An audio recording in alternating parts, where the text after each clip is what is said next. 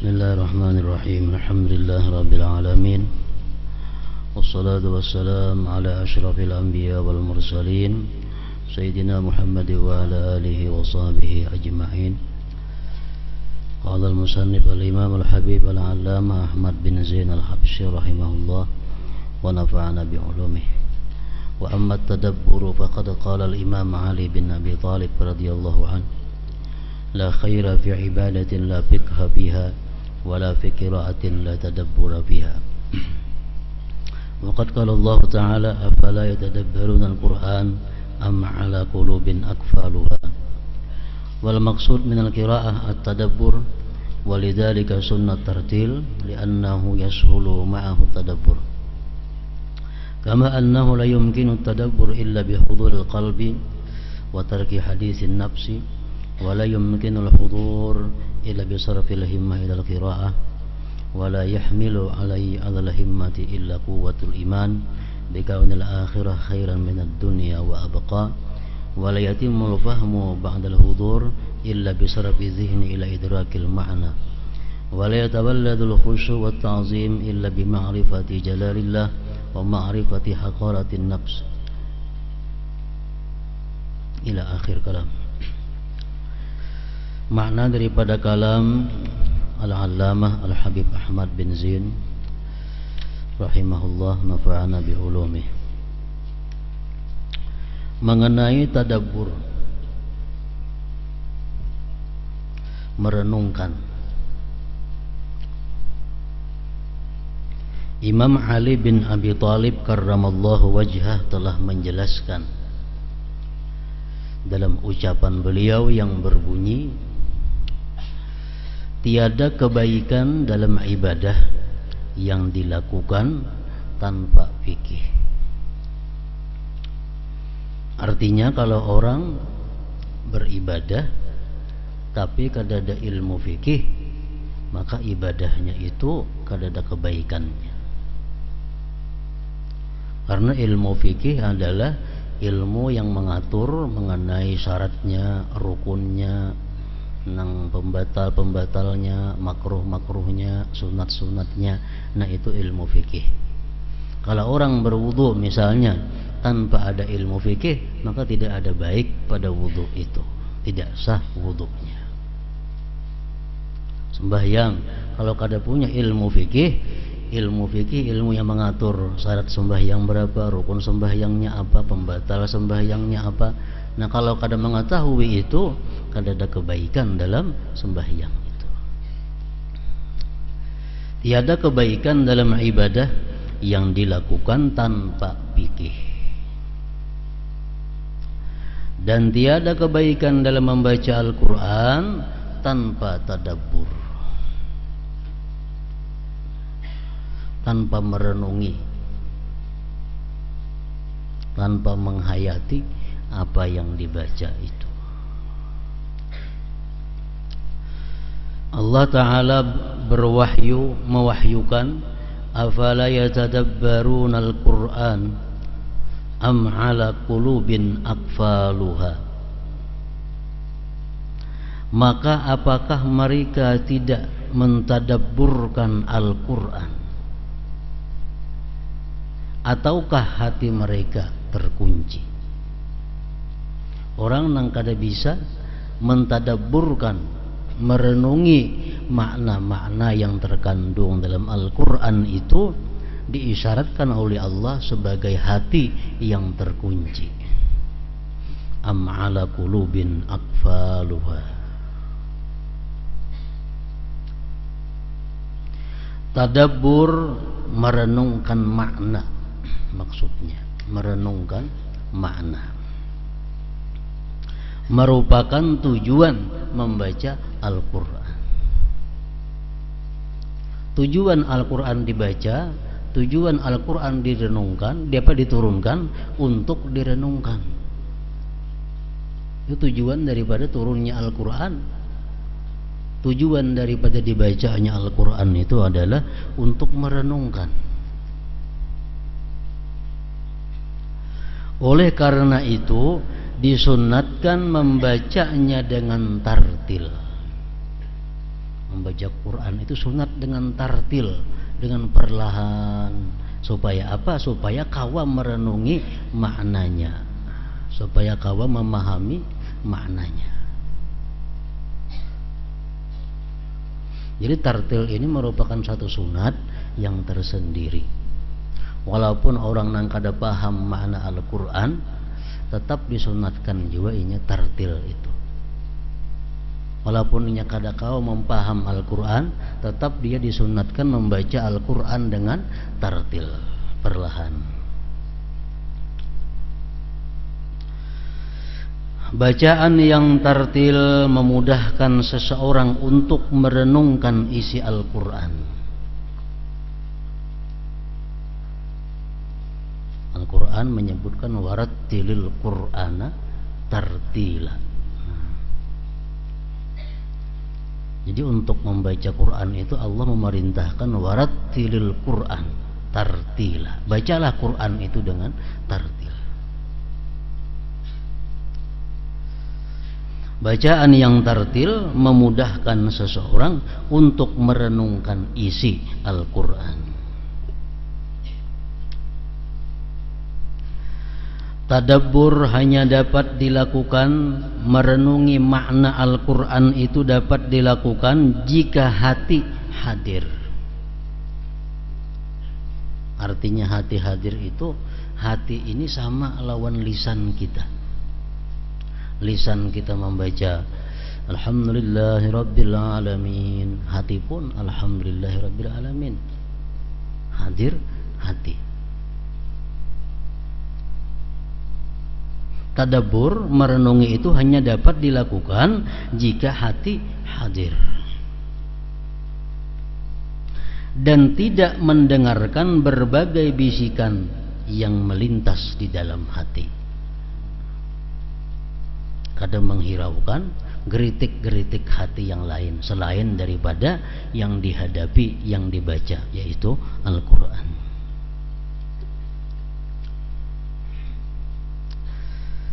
Dan seseorang tidak mungkin dapat menghadirkan hatinya kecuali dengan mencurahkan seluruh perhatiannya untuk membaca Al-Quran. Jadi hadir hati membaca Al-Quran itu kada mudah.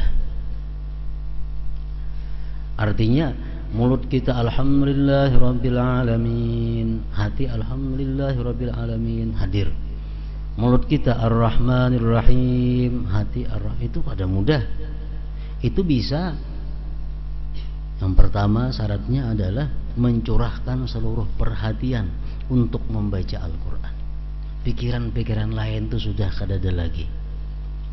Pikiran-pikiran lain sudah kada ada lagi yang mengganggu perhatian.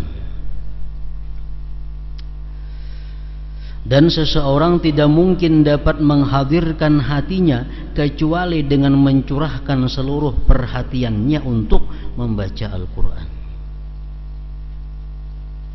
Dan usaha untuk memusatkan perhatian ini hanya dapat dilakukan oleh seseorang yang kuat imannya. Kayak apa supaya hati kita nih 100% tercurah kepada Al-Quran?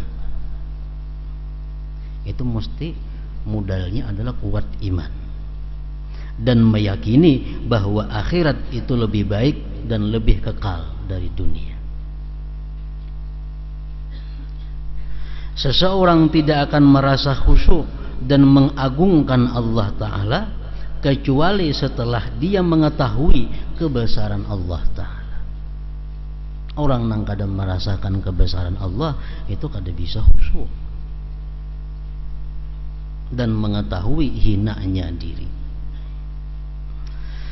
Jadi seseorang baru akan merasa khusyuk setelah dia mengetahui kebesaran Allah dan menyadari bahwa Allah selalu mengawasinya dan mengetahui segala kekurangan.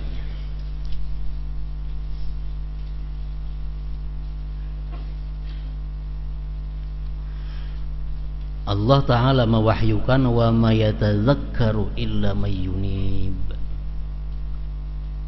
dan tidaklah mendapat pelajaran kecuali orang-orang yang kembali kepada Allah. tabsiratan wa dzikra likulli 'abdin munib, sebagai pelajaran dan peringatan bagi tiap hamba yang kembali mengingat Allah. Jadi tadabbur, merenungi makna-makna yang kita baca daripada Al-Quran itu merupakan satu adab batin daripada sekian banyak adab-adab batin waktu membaca Al-Quran. Minggu dahulu adab-adab zahir membaca Al-Quran sudah kita ketahui. Adab batinnya pun ada juga membaca Quran itu.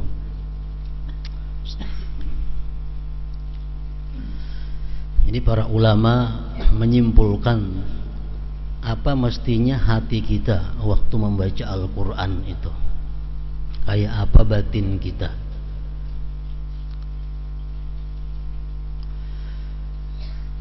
Jadi adab batin ini dituntut sesudah kita adab zahir biris. Adab zahir yang 10 macam semalam itu sudah kita laksanakan.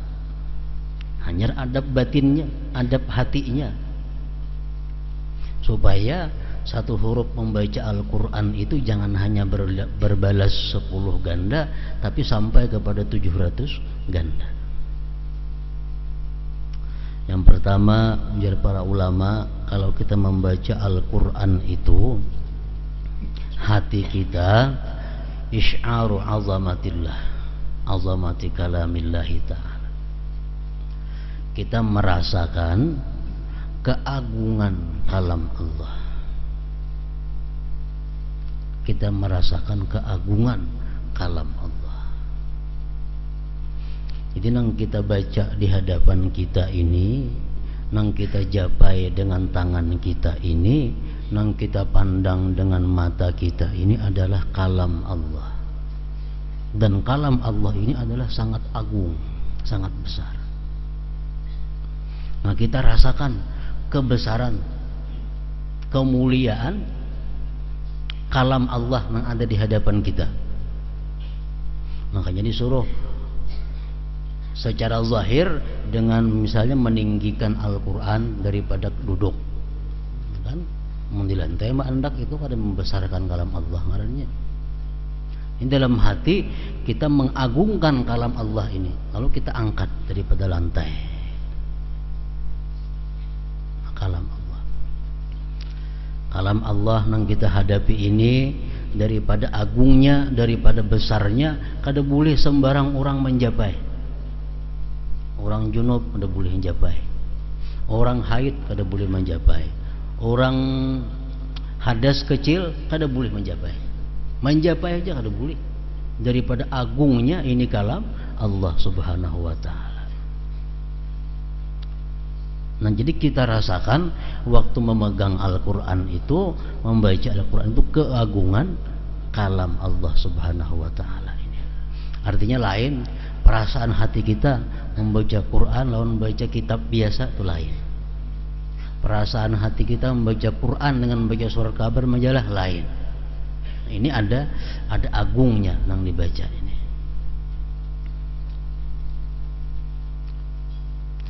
Yang kedua, kita merasakan besarnya karunia Allah kepada kita. Kita merasakan besarnya karunia Allah kepada kita waktu kita memegang Al-Quran, membaca Al-Quran itu. Luar biasa anugerah yang diberikan Allah kepada orang yang membaca Al-Quran. Jadi ada dalam hati kita rasa beruntung. Dalam hati kita ada merasa beruntung dianugerahi oleh Allah kemampuan untuk membaca Al-Quran. Rasa untung tuh ada. Kayak apa orang rasa untungnya dapat duit, kayak apa orang rasa untungnya dapat makanan, kayak apa rasa untungnya orang dapat pakaian. Nah, kalau kita mampu membaca Al-Quran, rasa untung lebih daripada semuaan itu. Rasulullah bersabda, "Man qara'a al-Qur'an summa ra'a anna ahadan utiya afdala mimma uti faqad istasghara ma azzamahullah." Ujar Nabi kita, siapa-siapa yang membaca Al-Quran kemudian dia melihat orang lain diberikan karunia lebih besar daripada dia, berarti dia mengecilkan sesuatu yang diagungkan oleh Allah Subhanahu wa ta'ala. Kalau kita membaca Al-Quran, orang lain kadang membaca Al-Quran, begawi kah, membaca apakah, lalu kita merasa untungnya orang lain itu, nah berarti kita mengecilkan sesuatu yang dibesarkan oleh Allah Subhanahu wa ta'ala. Padahal di waktu kita membaca Al-Quran, orang yang paling besar menerima anugerah Allah adalah kita. Waktu kita memegang Al-Quran, kita baca Al-Quran, orang yang paling besar menerima anugerah Allah adalah kita. Kalau kita mengatakan ada orang lain yang lebih besar daripada kita menerima anugerah, berarti kita mengecilkan yang diagungkan Allah Subhanahu wa ta'ala. Nah, jadi merasa bahwa kita paling beruntung, bahwa kita paling banyak dapat anugerah karena kita saat ini bisa membaca, memegang Al-Quran. Itu adab batin juga.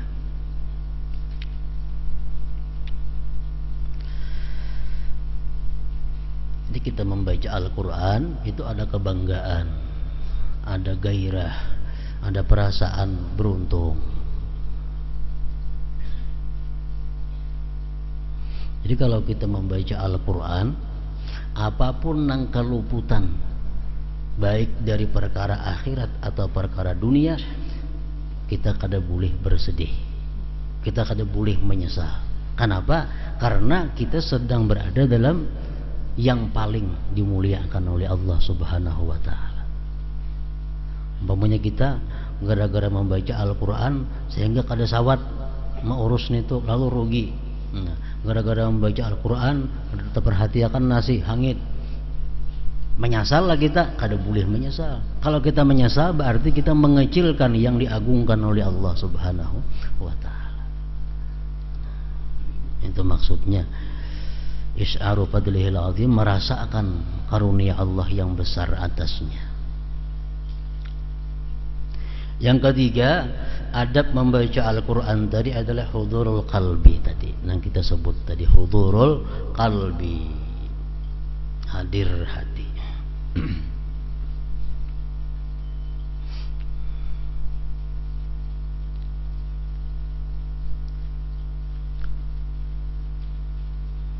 Jam sembahyang hadir hati, waktunya ruku ingat pada ruku, inya i'tidal ingat pada i'tidal, inya sujud ingat pada sujud, membaca subhana rabbiyal a'la ingat, inya hatinya membaca subhana rabbiyal a'la. Nah ini arahnya orang yang hudurul qalbi, hudurul qalbi. Kalau kita mulai berabai ke Banjarmasin di perjalanan, kata ada satu kampung yang kita lewatkan, sambung kita tahu, nah pantai, Berikin, Kandangan, Rantau, Binuang, terus Matapura, Banjarbaru, Banjar. Berarti perjalanan itu warnanya hadir hati kita. Napa ingat terus di jalan ini, nah kada ada luput. Nah, kita berbuat di motor mulai berabai.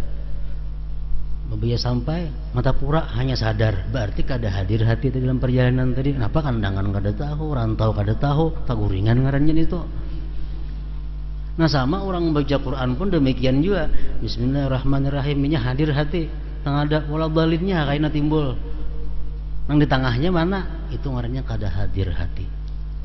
Itu dimaksud dengan hudurul qalbi, ini hadir hati.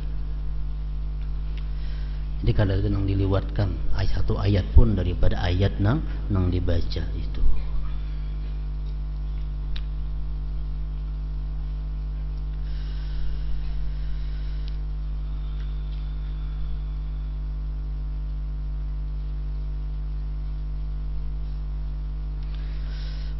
Sebagian salaf mengatakan idza qara'a ayatan lam yakun qalbuhu biha ada hasaniyah. Apabila seseorang membaca Al-Quran dan tidak ada hatinya pada ayat itu, maka dia ulangi ayat itu. idza qara'a ayatan lam yakun qalbuhu fiha a'adaha saniyah. Bila orang membaca ayat dan tidak ada hatinya pada ayat itu, ulangi. Nah, sampai sambungan ayat itu ada hatinya. Bismillahirrahmanirrahim. Alhamdulillahirabbil alamin. Ar-Rahmanirrahim. Ingat lagi terus di hati ini. Nah, karena timbul ghairil maghdubi alaihim waladdallin. Maliki yaumiddin yang kada tahu tadi. Iyyaka na'budu yang kada tahu. Nah, ulangi. Iyyaka na'budu wa iyyaka nasta'in, supaya ayat yang kita baca ini berisi di hati kita. Nah, itu hudurul qalbi ngarannya.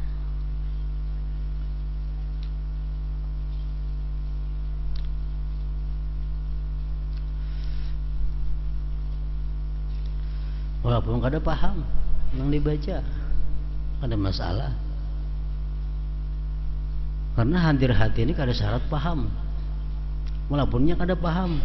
Nah, apa artinya Maliki Yaumiddin kada tahu. Cuma muntungnya ini membaca Maliki Yaumiddin, hatinya pun Maliki Yaumiddin. Nah, apa artinya kada tahunya, kada jadi masalah. Itu sudah hadir ngarannya hatinya. Hudurul qalbi. Kemudian yang keempat, fahmu kalamillah, mempaham kalam Allah. Itu termasuk daripada adab batin membaca Al-Quran. Inya paham apa-apa yang ia baca ini. Paham, mengerti apa yang ia baca. Jadi ini pasti hadir maka hati. Kalau hati kada hadir, kada kau mempaham. Hadir dahulu hati, hanya mempaham kalam Allah. Ya ayyuhalladzina amanu taqullah. Pahaminya? Paham? Hai orang-orang yang beriman, takwalah kamu kepada Allah. Nah, mengerti. Paham mengapa yang dibacanya itu. Para ulama mengatakan, kalau orang itu sudah mengerti bahasa Arab, sudah tahu terjemah Al-Quran misalnya, tapi inya kada kau mempaham Al-Quran, itu penyebabnya adalah bisa yang pertama, penyebabnya itu memikirkan tajwidnya. Inya bahasa Arab Al-Quran itu tahu terjemahnya, tapi inya kada kau mempaham. Itu mungkin sebabnya pertama karena terlalu memikirkan tajwidnya, sehingga makna kandungannya itu kada terpikirkan lagi. Nang dipikirkannya ini karena luputnya bacaannya. Nang dipikirkannya itu ihdinas. Nah, nang dipikirkannya karena kada nyambat sin itu. Ihdinas itu boleh jadi baca sin. Menyasa kata begawan nyambat sad baca sin boleh aja juga. Ihdinas sirat nampamanya. Kada sad tuh. Ini harus memikirkan ihdinas, lalu kada kau lagi mempaham apa makna itu ihdinas. Nah, jadi salah satu penyebab kenapa orang itu kada paham Al-Quran, pertama karena tahqiqut tajwid, karena hendak memantapkan tajwid. Yang kedua, kenapa kita kada paham Al-Quran itu, padahal tajwid sudah bagus, maknanya sudah tahu, tapi kita kada paham. Mungkin itu karena dia musirrun ala dzunub, karena dia terus menerus mengakali dosa. Mungkin dia ada mengakali dosa. Nah, kalau zahir Al-Quran itu kada boleh dijapai, dipegang oleh orang yang kotor, kecuali orang yang suci, maka makna-makna Al-Quran pun kada akan bisa dijangkau oleh hati yang kotor. Jadi penyebabnya bisa orang kada paham Quran itu karena hatinya selalu berbuat dosa. Sirrun ala dzunub. Nah, paham kalam Allah, terjemahnya Quran ada terjemahnya orang berjual. Nah, seayat terjemahnya itihi, Seayat membaca Quran itihi sebelahnya terjemahnya. Seayat membaca itihi sebelah terjemahnya.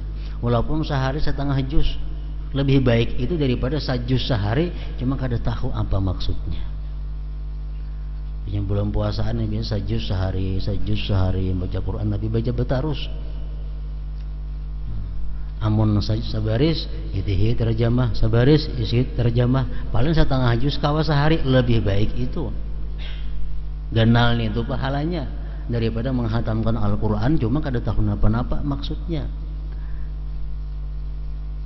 Mempaham kalam Allah. Nah, yang kelima, adab batin orang membaca Al-Quran itu adalah tadabbur yang kita sebut tadi, merenungi. Kalau kita merenungi makna Al-Quran bila kada paham dahulu, paham maka dahulu. Sesudah paham hanya direnungi.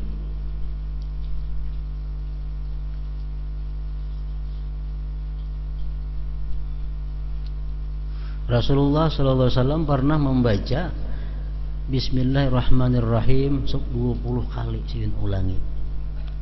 Bismillahirrahmanirrahim, Bismillahirrahmanirrahim, Bismillahirrahman, sampai 20 kali silin ulang-ulang. Kenapa? Karena merenungi makna yang ada dalam Bismillahirrahmanirrahim.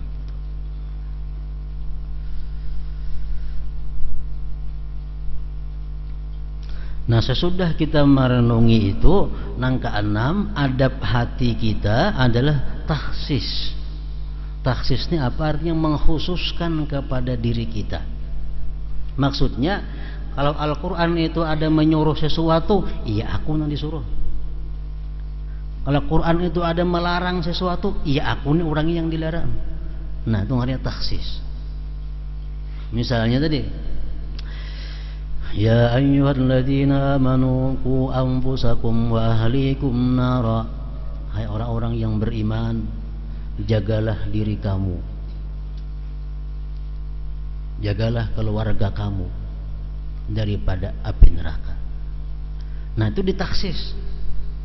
Artinya iya aku yang disuruh Tuhan menjaga diri ini, iya aku yang disuruh Tuhan menjaga keluargaku daripada api neraka. Dalam Quran disebutkan misalnya wala taqrabuz zina innahu kana fahisyatan wa sa'a sabila. Jangan kamu dekati zina. Oh, berarti Tuhan ini melarang aku daripada berbuat zina. Nah, taksis dihususkan. Jangan orang, tuh orang aja aku kada. Nah, ini kada taksis ngarannya. Setiap ada perintah-perintah Al-Quran, berarti iya aku orang yang diperintah. Setiap ada yang melarang, berarti iya aku orangnya yang dilarang melakukan itu. Nah, itu namanya takhsis, dihususkan. Ya ayyuhalladzina amanu taqullah, hai orang yang beriman, takwalah kepada Allah. Nah, berarti ini aku disuruh takwa kepada Allah. Nah, takhsis.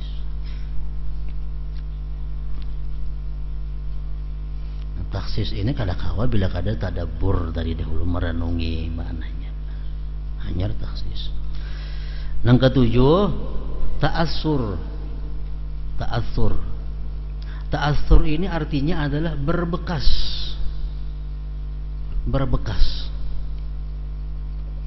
Kalau Al-Quran itu ada kisahnya berupa ancaman-ancaman, berbekas pada dirinya.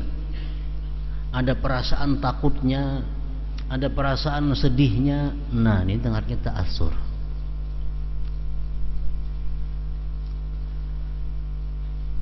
Wallahu ghafurur rahim. Allah Maha Pengampun dan Maha Penyayang. Banyak di Quran enggak itu tuh. Wallahu ghafurun. Allah Maha Pengampun, Allah Maha Penyayang. Ta'asurnya, bekasnya dalam hati kita apa? Merasa gembira, merasa dapat mengharap anugerah Allah, merasa dapat ampunan Allah. Nah, ta'asur. Kalau Allah mengancam dengan kisah-kisah azab, Allah mengancam dengan neraka-neraka, ta'asurnya, bekasnya ada pada diri kita, timbul takut. Nah, timbul takutan, timbul sedih. Itu ngarannya ta'asur, memberi berbekas pada diri.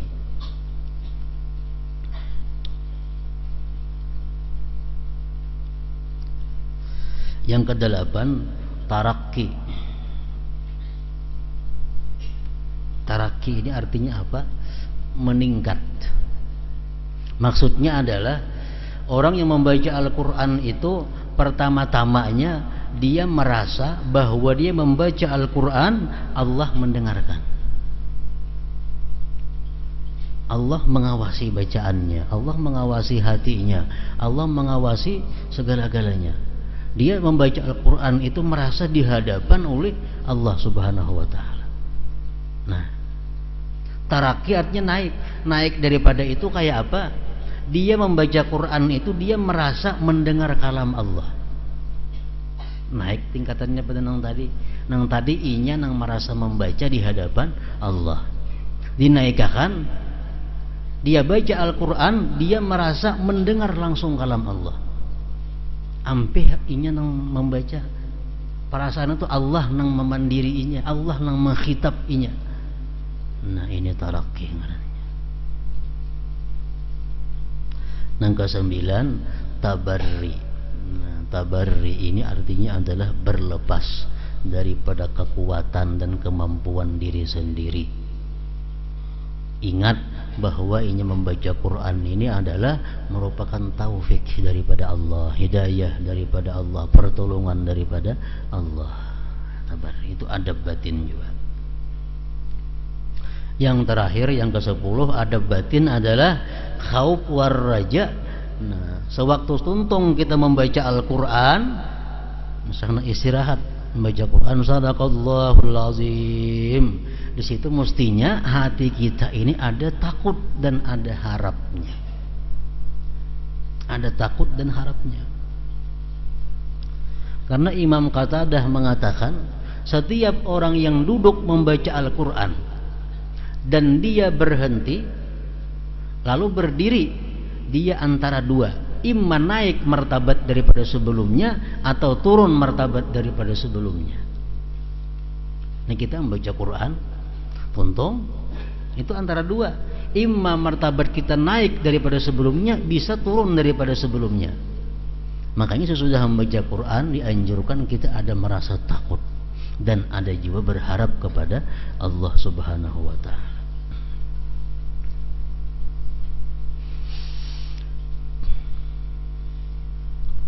Banyak ulama mengatakan bahwa orang yang membaca Al-Quran itu ada sedikit yang justru melaknat dirinya sendiri.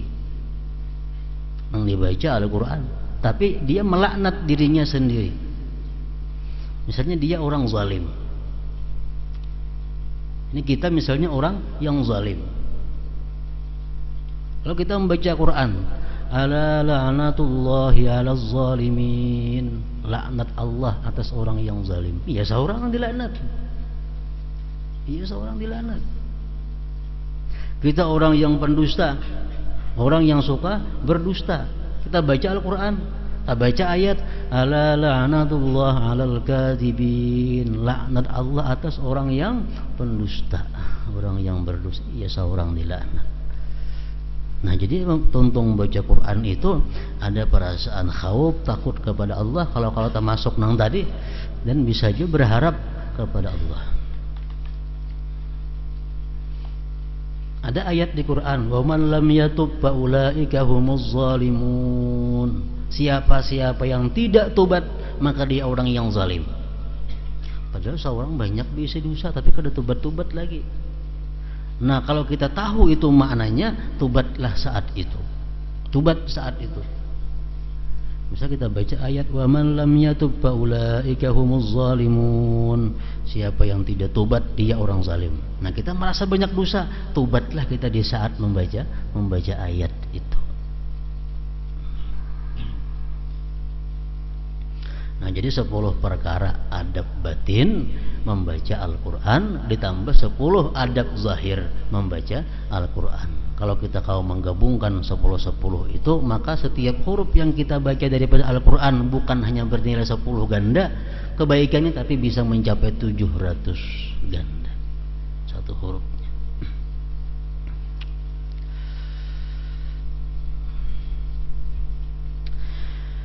Salah seorang yang salih berkata, setiap ayat yang kubaca tanpa berusaha memahami isinya dan tidak berupaya menghadirkan hati padanya, kuanggap tidak ada pahala atasnya. Kalau aku tuh membaca Quran, kada paham aku maknanya, kada hadir hati, itu kuanggap ada berpahala sudah. Kuanggap isin bacaanku tadi kada dapat pahala. Ini lebih baik memberterjemah itu juga Quran, mengada mengerti bahasa Arabnya. Bismillahirrahmanirrahim. Sebelahnya itu artinya, oh ini artinya. Iyyaka na'budu wa iyyaka nasta'in. Jadi sebelah, oh ini artinya. Nah, tahu. Gana abandan itu pahalanya daripada dibaca nang betarus itu.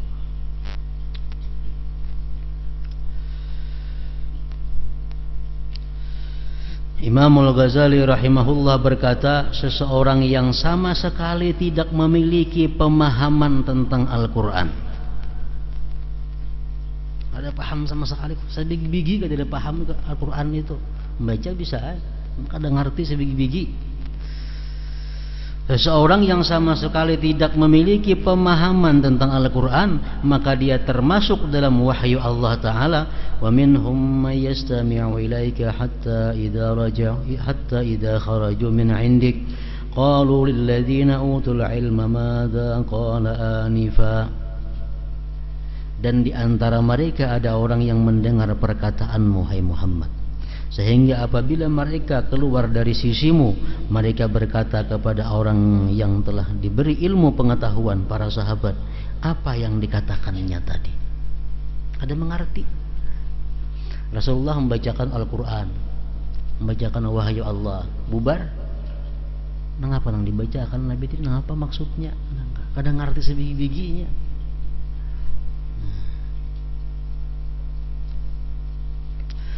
Agar dapat memahami isi Al-Quran, maka seseorang hendaknya berusaha meninggalkan maksiat dan tidak terus-menerus melakukannya.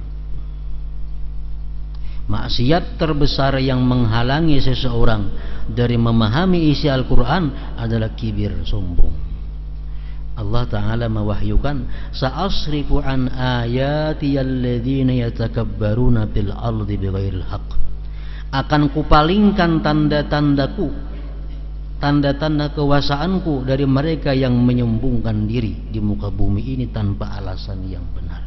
Orang yang bersifat sombong itu, walaupun ia paham bahasa Arab, walaupun ia kawa menerjemahkan Al-Quran, tapi ia kada kawa memahami. Kada kawa memahami itu kandungan Al-Quran. Dan ketika membaca Al-Quran, hendaknya dia menganggap dirinya sebagai orang yang dimaksud dari perintah dan larangan Allah. Taksis tadi, yang taksis tadi ngarannya, nang dimaksud Al-Quran ini adalah kita, nang dikhitab, nang dipandiri Quran ini adalah kita. Janji serta ancamannya. Kemudian hendaknya dia merenungkan dan mengambil pelajaran dari kisah-kisah para nabi dan musuh-musuh Allah yang terdapat di dalamnya. Nabi Nuh, pelajaran bukan main. Nabi Nuh adalah rasul yang pertama di muka bumi. Rasul yang pertama di muka bumi. Berapa tahun Nabi Nuh berdakwah? Kayak apa gangguan yang disampaikan oleh kaumnya kepada Nabi Nuh? Hanya berapa puluh yang percaya kepada Nabi Nuh. Dan Nabi Nuh berdoa lawan Tuhan. Apakah doa Nabi Nuh kada kabul? Nah, ini ada pelajaran bagi kita kalau kita membicarakan masalah kisah Nabi Nuh itu, kekasih Allah.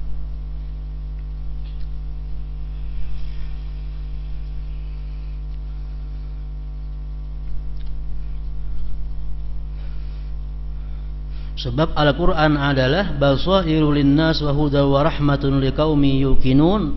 Al-Quran itu pedoman bagi manusia, petunjuk dan rahmat bagi kaum yang yakin. Wa huda wa mau'izatun lil muttaqin, petunjuk serta pelajaran bagi orang-orang yang bertakwa. Al-Quran sebuah kitab yang diturunkan oleh Allah kepada hambanya agar ia mau merenungkan dan mengamalkan isinya. Seorang ulama berkata, seseorang yang sedang membaca Al-Quran seakan-akan Allah sedang berbicara kepadanya. Makanya kita membaca Quran disuruh menghadap kiblat, duduk nang baik, pakaian nang rapi. Oleh karena itu hendaknya dia menyadari bahwa Allah sedang berbicara kepadanya, seakan-akan dia sedang membacakan Al-Quran tersebut kepadanya, dan meyakini bahwa Allah sedang memandang dan mendengarnya. Jika hal ini ia lakukan, maka ia akan peroleh kenikmatan munajat dan tilawah. Di samping itu hendaknya dia juga memperhatikan ayat-ayat yang berisi ancaman, bukan hanya ayat-ayat yang menjanjikan kebahagiaan. Kami memohon kepada Allah semoga Dia berkenan memasukkan kita semua ke dalam golongan orang-orang yang idza dzukirallahu wajilat qulubuhum wa idza tuliyat alaihim ayatuhu zadatuhum imana. Jika disebut nama Allah, takutlah hati mereka, dan dibacakan kepada mereka ayat-ayatnya, bertambahlah iman kepada mereka. Itu tanda orang-orang yang beriman. Bila disebutkan sudah Allah, sudah bergetar hatinya. Misalnya ini ada gawian, nang kada bagus gawian maksiat. Sudah mendengar itu hukumnya ujar Allah haram, nah ampian dia nyanggawi kada beliur lagi manggawi. Nang ikan perbuat itu jangan lagi, itu hukumnya adalah haram, dilarang Allah. Mendengar itu sudah tutup hatinya untuk melakukan maksiat. Nah itu maksudnya idza dzukirallah wajilat qulubuhum. Bila disebut sudah Allah, takutlah hati mereka. Orang nang keras hati dipadakan haram, apa ada pedulinya. Haram kenapa kajinya? Nah, itu di luar daripada akhlaknya orang-orang yang beriman. Dan tidak memasukkan kita ke dalam kelompok orang-orang yang memperlakukan Al-Quran sebagai berikut: panabadhuhu wara'a zuhurihim washtarau bihi thamanan qalila fabi'sa ma yashtarun. Artinya doa Sidin ini mudahan kita jangan termasuk golongan orang-orang yang mereka melimparkannya Al-Quran ke belakang punggung mereka dan menukarnya dengan harta yang sedikit. Amatlah buruk tukaran yang mereka terima. Nah, surat Ali Imran. Amin ya Allah, kabulkanlah doa kami ini. Nah kemudian selanjutnya zikir ulang.